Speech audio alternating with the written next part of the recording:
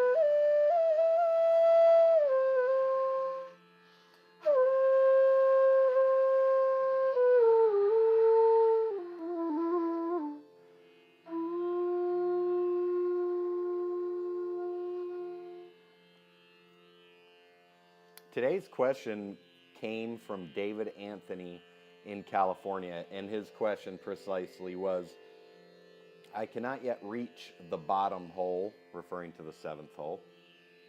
While I have fairly long, slender digits, my fingers are not as flexible as yours. Is there anything I can do to stretch them further? Before I talk about stretching, because that's a minimal component of this, let me bring up a few other points to help you reach the 7th hole. The first point is that many flute makers don't play the 7th hole, and thus they have little experience with the 7th hole, and thus sometimes some flutes just don't have a well-made 7th hole.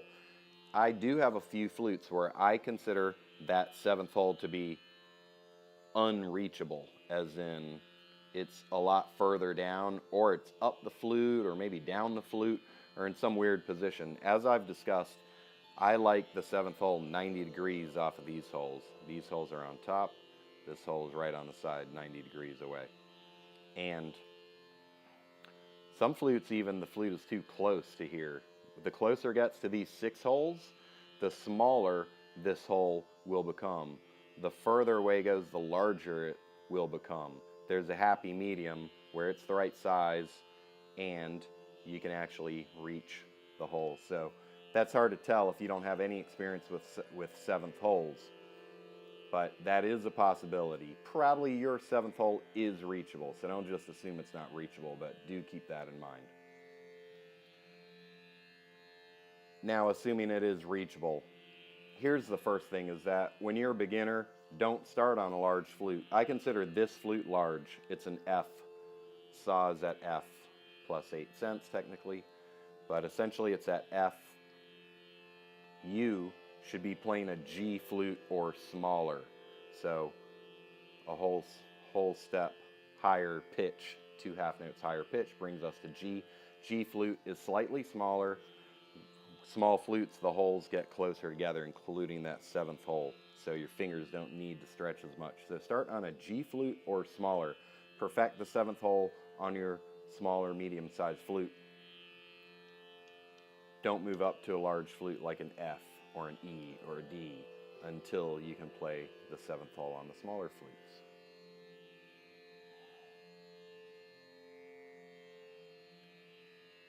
The next thing is how you hold your hand. Most people probably hold their flute like this. I hold my flute like this. Note the difference. Note what's happening to my pinky. When I'm like this, my pinky's up here. That's a long way from the 7th hole. I can't reach it like that.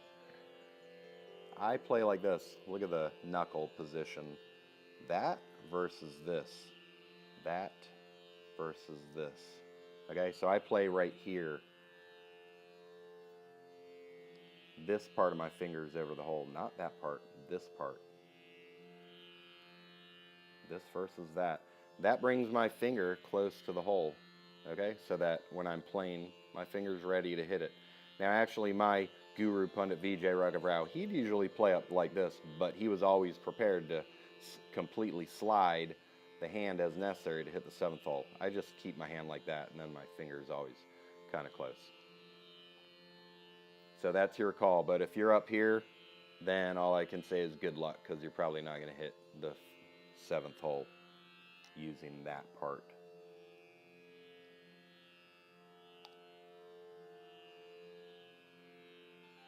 Go like that. Better. Okay. Now, as with many things in music, the next point is practice, practice, practice. You need to actually spend time practicing the 7th hole.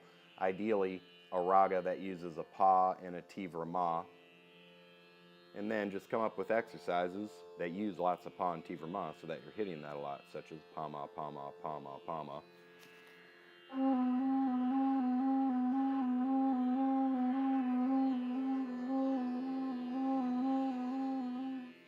Or ma pa, ma pa, ma pa, ma pa.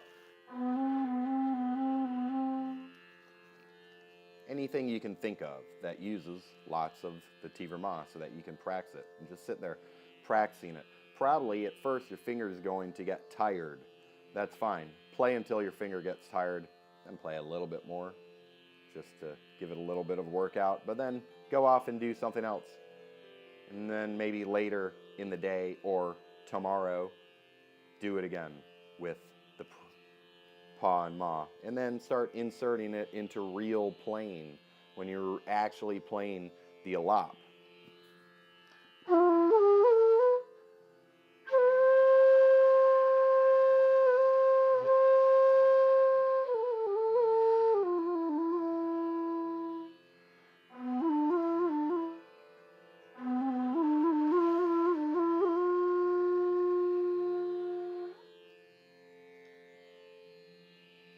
Now, finally, returning to the question, which was to the effect of, are there stretching exercises? Yeah, I guess there are. I don't really focus on that. I don't think it needs to be your focus, but my 2 recommendations would be the Chinese balls. I don't have them, but there's 2 balls you put in each palm and you spin them around both directions in your hand. And those are certainly good for finger stretching and kind of enjoyable. The other thing is called glow poi, glowpoi. I actually have another website, glownation.com, glownation.com. That's all about the glow poi, so you can go explore that, and maybe one day I will actually do a glow poi demonstration on this YouTube channel, because it is one thing that gets your fingers a lot of stretching. But again, don't focus on that. Just focus on your flute for now, unless you're really interested in the stretching. So again, my name is Dr. Kerry Krieger, bansuribliss.com. That's Bansuri. This is the Bansuri. Bliss, Bansuri will provide you with plenty of bliss at least once you can play it well, or when you're listening to good Bansuri. I'm going to finish this with a little bit more yumming, and I'll use that 7th hole.